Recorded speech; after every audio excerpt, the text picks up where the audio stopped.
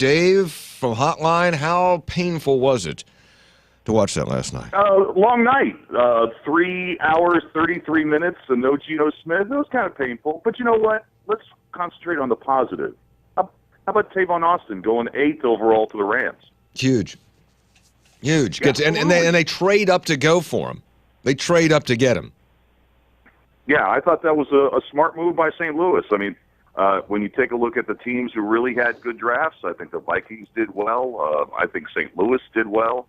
So, I know there's a lot of consternation about what happened to Geno Smith, but I really don't want Tavon Austin's story to kind of get lost here. Well, no. It was a huge night for him. It was a huge night, and you're right. However, the fact that, and I was just talking to somebody before I came on the air, and she's a football fan. She says, I like football. I've never watched the draft. I turned it on, and I couldn't turn it off.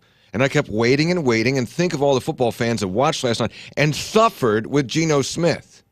Suffered with the guy for 3.5 hours. Yeah, and we had draft parties all over the state, and I'm sure once they got into the round of the 20s, when it became apparent that Geno was most likely not going to go, things probably got a little surly, and people started heading for the exits. Yeah. Well, it's too bad. Why do you think he did not get picked in the first round? Well, you know what? One of the things is I don't think you can kind of look at the situation in a vacuum by saying, okay, there's 32 picks in the opening round. That means Geno Smith isn't among the top 32 players available. This was a draft where only 5 skilled players win in the opening round. This was the first draft in 50 years that a running back didn't get selected. It was the first draft in over a dozen years in which only one quarterback was picked. I really felt that Buffalo was going to take him when they traded down to the 16th pick, but they decided to go for E.J. Manuel of Florida State instead. I thought that was really going to be the spot. And, there was an awful lot of rumors that were flying around yesterday that Oakland, with the 3rd overall pick, wanted to trade back down, and that Cleveland, with the 6th pick, was trying to maybe put a package together to get up to that spot, get into the number 3 hole, take Geno Smith, because they were concerned that he would go to Philadelphia with the 4th overall pick. Yeah. Now it looks like Philadelphia is going to have a clear shot at him with the 3rd pick in the 2nd round later today. Dave Weekley's with us from MetroNews Hotline in the afternoon. Let's bring in Anthony Becht, former Mountaineer tight end, had about 10 or so years in the NFL. I think, Anthony, you went in the first round, right? Wow, Hoppy, I can't believe you can't remember that. Has it been that long? Well, it was a big night for me. I remember staying up till you got picked, and it was you went in the first round, right? I did go in the first round, yes. 2000 draft, 27th pick. And then spent 10, 12 years? 12 seasons. I'm sorry, it all runs together after a while. But Dave Weekley, man, he's got all that information. He can confuse you now. He can. Hey, Anthony, what did you think last night when first, well, let's go the positive first with the Tavon pick. Yeah, it's a great pick. I mean, listen, Tavon Austin was the most explosive offensive player on the board, I think, for every team. And I think he could have helped several teams. But, Jets were a team that I think the Rams thought was a dangerous team to maybe take him off within the top 10. And they went up and did their due diligence and traded up and got Tavon. So I think it's a great weapon. He gets to play on turf, which is another lethal, comparison for him to really be good. So I think it's going to be a nice pick for the Rams, and they went out and got a very good player. Yeah, on turf, indoors, on a team that needs skilled guys. I mean, that seems like a really good fit. So I like that a lot. I mean, they were definitely a team that needed some weapons, and they needed to help Sam Bradford. You draft a guy 1st overall a few years ago, you got to make sure that he's successful, and they just gave him another weapon to help that. Anthony Becht is with his former Mountaineer tight end, former NFL standout for 12 seasons, also Dave Weekley, host of MetroNews Hotline. What about Geno's night? Did you suffer along with him as a guy who's been through waiting for the phone call? Well, you know what? I mean, listen, there were only a couple teams at the top of this NFL draft that really were in dire need of a quarterback. And, they well knew that they were going to have picks early in the 2nd round. There was a possibility that this could happen. I mean, when you look after, once the Bills were off the board, it was pretty much wide open to possibly sliding down lower with the teams and where their picks were. It's just really a need-based deal. I think what happens now with Geno is, he's going to go early in the second round. Now with teams like the Jaguars, the Eagles, or the Jets, or the Raiders, they look at this now. We don't draft him in the first round.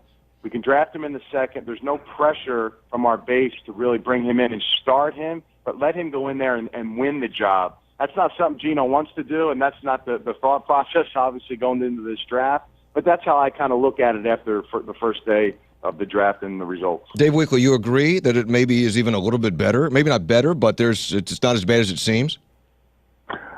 I saw that Alan Taylor from MetroNews ran the numbers where rookie salaries are slotted now in the new collective bargaining agreement, that Geno Smith dropping from the potential 6th overall pick to the Browns to the early second-round pick was going to cost him about $11 million.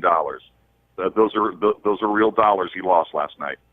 I tell you, financially, it was definitely a huge hit. There's no question about it. But, when you're coming out, when you're a rookie and you don't have any money in your pocket and you're going to get drafted, you can make those dollars up on the back end if you prove and go out there and play the way you do. Because the real money's in financially, for sure. The real money's in the second contract, right? I mean, that's where the real money is. Well, I mean, it's the real money is get it when you can. I mean, obviously, the earlier the better. I mean, if you can go 6th overall and get that money, now at least you got that cash in the bank in case it doesn't work out. With different coaching changes, you never know what can happen in your career. It's not always on the player, but when you do look at players that slide down, it is an opportunity for them, to go out there, prove themselves, and earn it on the back end. Let me ask you guys this, and we're talking with Anthony Becht and also Dave Weekley about the draft last night, particularly the stories of Tavon Austin and Geno Smith. Tavon moves up. They trade for him. The Rams get him. Has a great night. Goes 8th overall. And Geno was passed over, not picked at all in the first round. Certainly he'll go today.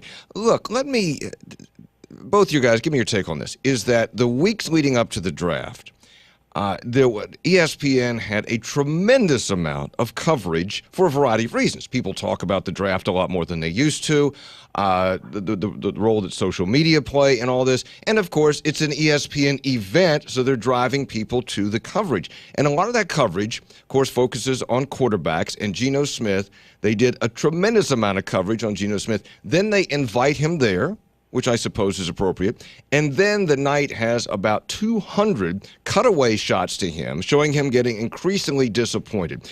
Is it right, Dave Weekley, to say to ESPN, man, you build the guy up and then you chronicle his fall, and that hurts? Or is that the nature of the beast? Well, number one, I think it's the nature of the beast, and number two, I really opted out for NFL Network last night. That's where I watched the draft. I thought they had much better analysis. They had a much better night last night. Oh, okay. Anthony, what about you?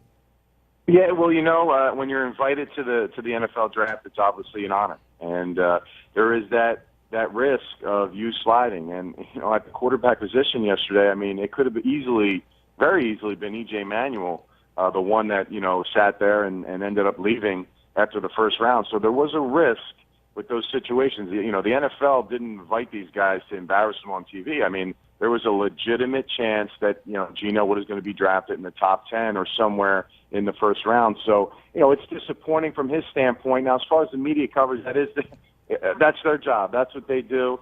It's just part of it. And, Dave's right on that point. I mean, they're trying to sell an audience. They're trying to sell the show. And, he's sitting there when you're the only guy left. I mean, you're going to get some camera angles on you, and it just happened to be Geno's time. Anthony, as a guy who's been in the show, what's it going to be like for Tavon Austin, a #1 draft pick, which puts more pressure on you because they traded up to get you, so there's an expectation. When you go to St. Louis, when workouts start, when the media want to interview you, how much pressure will he be under? Well, I'll say this. The St. Louis media isn't going to be anything like a lot of the major cities in the country. Tavon Austin, in my opinion, has gone about this whole draft process with a very serious, business-like mentality, and I really like that about him. Listen, he's a playmaker. I trust his ability and skills. What he's done in his body of work at West Virginia, it will definitely translate on the field in the NFL. And you got to find those ways and unique ways to get him the ball and let him go make plays. And I trust that, we're going to see several highlights from him over the coming NFL season. Dave Weekley, was this a good move for the Rams? Will he be as successful? Will he meet expectations in St. Louis? I think a lot of it has to do with Sam Bradford. I think Tavon Austin is going to be a success no matter where he plays. I think the pressure in St. Louis is really on Bradford to bounce back from a very subpar year. Okay. And then I would agree with that. Okay. All right. Hey, by the way, if you're the 8th pick, what's the money like? Anybody know? It should be somewhere, I think it's between 13 and 14 million. 13 and 14 million? Well, that's not bad. Reminds me of Anthony Becht's first year in the NFL. I didn't make that much, but hey, I was definitely happy with what I got. Hey, plus you got 12 years, which is probably in the, what, 1 out of 10, 1 out of 20, 1 out of 30? Make it that long? Maybe 1 out of 50. I don't know. I was very blessed. I was very fortunate when it comes to injuries. I was very fortunate. I played on a few teams towards the end of my career, but you know what? They always say that's a bit of a journeyman. I say, hey, listen, those are the teams that needed my abilities and what I brought to the table at that time, and I enjoyed playing at those 5 cities that I played for, and it's been a great career, and I had a lot of people, great coaches around me, and fans obviously that supported me, and it was a successful run. And now you're a broadcaster in Florida, right? I'm trying, yeah. I want to be the next Dave Weekley. These guys on TV, the gurus, the Mayhawks. Listen, I work hard. I study these things. I really went in depth and really watch these guys on tape in the draft, especially the top, 50, 75 players, and I really enjoyed it. I thought it was great, and obviously Twitter was. I've been on a lot of interviews. I've been on NBC Sports Network a few times with my man Florio on Pro Football Talk, but I've used Twitter as a nice way to reach out to the fans and give my judgment opinion on what these guys coming out. Good to hear from you. Good to hear from you. Anthony Becht, Dave Weekley, thank you both.